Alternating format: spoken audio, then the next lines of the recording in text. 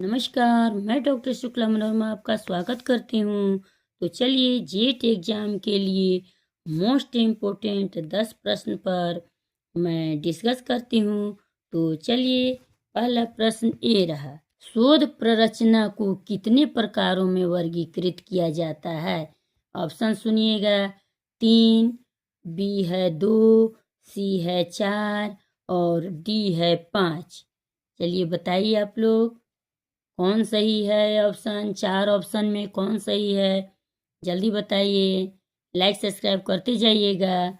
Option B सही है, 2 है।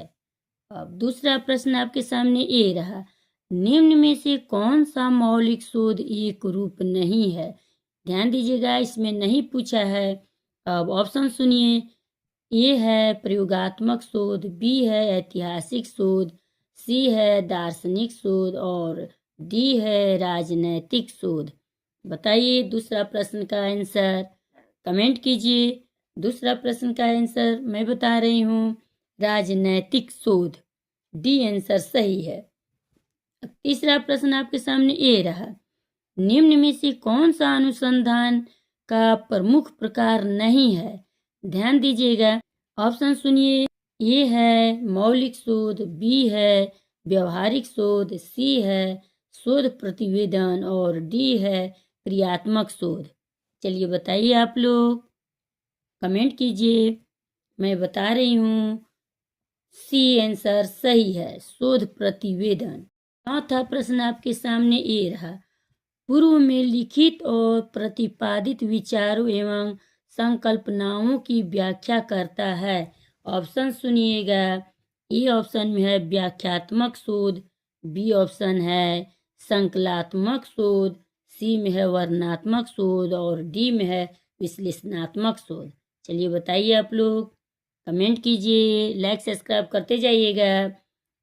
चौथा प्रश्न का उत्तर ए सही है, व्याख्यात्मक शोध। अब पांचवा प्रश्न आपके सामने ये रहा, वह शोध कार्य जिसमें पूर्व में किए गए शोधों का विश्लेषण किया जाता है। ऑप्शन सुनिएगा, ए है वर्णनात्मक शोध, बी है विश्लेषणात्मक शोध, सी है आनुभविक शोध और डी है संकलात्मक शोध। बताइए आप लोग, कमेंट कीजिए। इसका पांचवा प्रश्न का बी आंसर सही है, विश्लेषणात्मक शोध। अब छठा प्रश्न आपके सामने ये रहा, शोध प्रबंध में पाठकों का विषय से परिचित और उत्सुकता को बढ़ाने में सहायक होती है।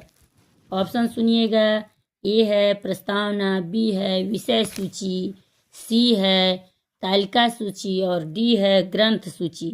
चलिए छठा प्रश्न का बताइए, शेयर करते जाइएगा, लाइक सब्सक्राइब करते जाइए।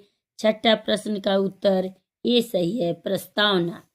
अब सातवां प्रश्न आपके सामने ये रहा, समस्त शोध प्रबंध का अंतिम भाग होता है।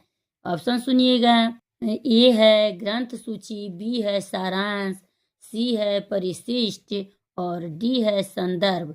चलिए बताइए आप लोग, कमेंट कीजिए। सातवां प्रश्न का उत्तर बी सही है, सारांश। आठवां प्रश्न आपके सामने ये रहा, निम्न में से कौन सा ग्रंथ सूची के अंतर्गत नहीं आता है? ध्यान दीजिएगा, यहाँ नहीं पूछा है। ऑप्शन सुनिए, ए है पुस्तकें, बी है निबंध और लेख, सी है अनुमोदन पत्र और डी है पत्र पत्रिकाएं। चलिए बताइए आप लोग, मैं बता रही हूँ आठवां प्रश्न का बी उत्तर सही है, निबंध तथा लेख। अब नौवां प्रश्न आपके सामने ये रहा, शोध प्रबंध की प्रस्तावना के अंतर्गत आता है।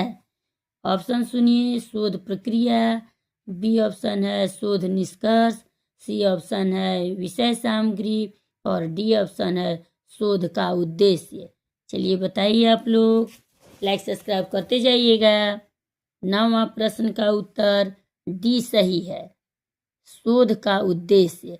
अब 10वां और लास्ट प्रश्न है, आप लोग ध्यान दीजिएगा, कमेंट करते जाइएगा, शोध प्रकाशन के संदर्भ में निम्न में से कौन सा भिन्न है? अब ऑप्शन सुनिए, ए है शोध पत्र, बी है शोध विवरण, सी है शोध आलेख और डी है शोध निबंध। चलिए बताइए, लाइक सब्सक्राइब करते जाइएगा। 10वां प्रश्न का उत्तर ये सही है, प्रारंभिक। चलिए लाइक सब्सक्राइब करते जाइएगा। चलिए मिलते हैं अगले वीडियो में।